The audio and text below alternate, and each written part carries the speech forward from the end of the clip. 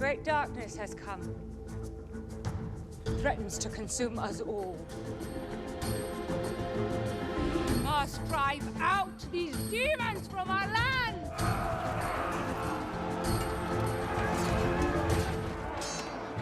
The thing that makes Boudicca's rebellion extraordinary is that it was led by a woman. She's led a national rebellion that almost threw the Romans out of Britain.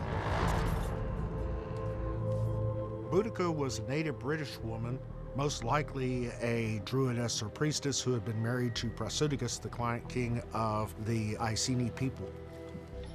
When Prasutagus dies, the Iceni are left in an incredibly dangerous position. The Romans saw the death of Prasutagus as an opportunity to seize the Iceni lands. They made the kingdom their own and forcibly incorporated it within the empire. Boudicca at this time is grieving. She's got 2 young daughters that are probably grieving as well. The arrival of Roman troops on her doorstep causing havoc would have been quite distressing and probably unexpected. Teach us some respect.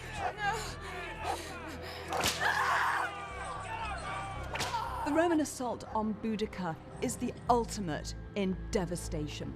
Not only is it a physical assault on her body and the daughters' bodies, but it is also a psychological and religious assault on the entire culture of the Iceni and the wider world of the ancient Britons. Psychologically, the Romans expected that their humiliation of Boudicca and their rape of her 2 daughters would force her to submit, but it had exactly the opposite effect. It made her strong beyond belief. It gave her the power to wage a crusade of fire and steel and to purge Britain of everything associated with Roman civilization.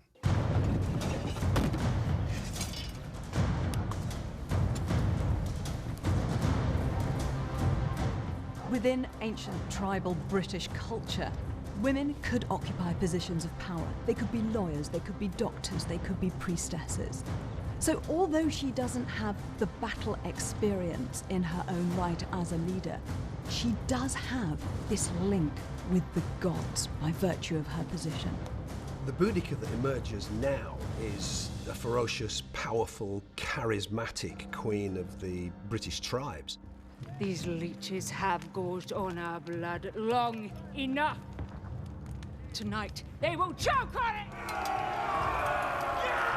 Boudicca devises a plan to go after the 3 centers of Roman power in Britain. It tells us she had a first-rate military mind.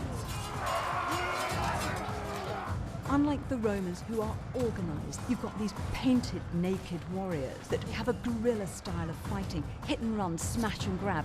And because of its unpredictability, it is completely devastating. Boudicca's rebellion was an extremely serious revolution in Britain. She had burned the 3 largest towns in Roman Britain, including the capital. She had inflicted some 70,000 casualties amongst the Romans and their supporters. Strategically and militarily, Boudicca has achieved the almost impossible. One more defeat, and it's game over in Britannia.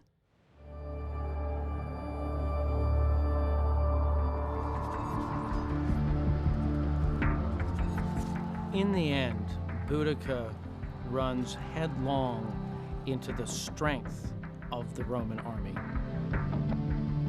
When it came to a straightforward hand-to-hand combat fight between the legionaries and the Britons, there was only ever going to be one outcome, and that was a Roman victory. The great tragedy of Boudicca is that she was one battle away from achieving her ultimate objective. For had she succeeded, Rome would have withdrawn from Britain. Boudicca's legacy is that of bravery and of standing up to oppression to secure one's freedom.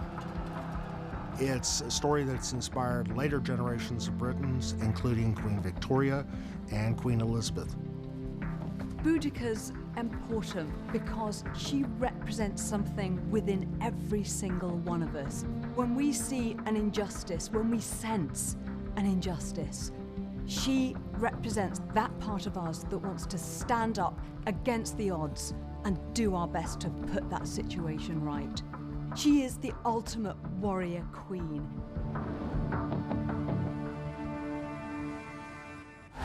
Strategists, tacticians, ever since, have striven to copy what the barbarians achieved because it represents tactical perfection. We know this land. This terrain is in our blood.